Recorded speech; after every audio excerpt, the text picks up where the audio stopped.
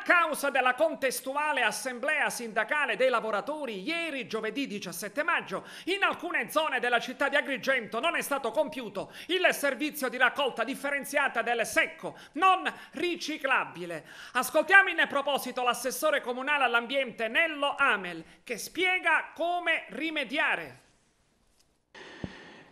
Allora, come avete visto ieri, la giornata della raccolta dell'indifferenziato non si è riuscita a completare il turno di raccolta e molti utenti sono rimasti con i masselli davanti casa. Purtroppo questa è la conseguenza di un'assemblea che è stata indetta dai lavoratori nell'ambito dei loro legittimi diritti, diciamo, e garanzie sindacali, diciamo, noi non entriamo nel merito, però ha provocato questo disservizio.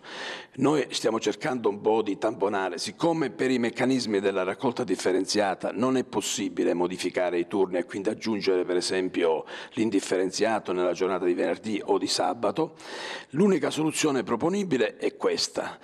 Se si tratta di pannolini, pannoloni, possono essere portati nelle isole ecologiche di Piazza Lamalfa e di Fontanelle.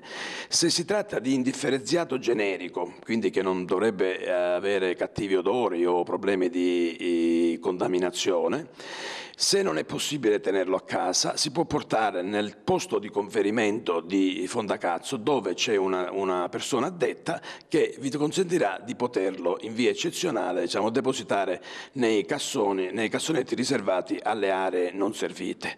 Questo è il massimo possibile che si è riusciti a fare. Purtroppo l'organizzazione è molto stretta, molto limitata negli uomini, nei numeri, nei mezzi. Con il nuovo contratto speriamo che le cose vadano meglio e riusciamo a migliorare anche questo tipo di situazioni imprevedibili e quindi possiamo sopperire solo in questo modo.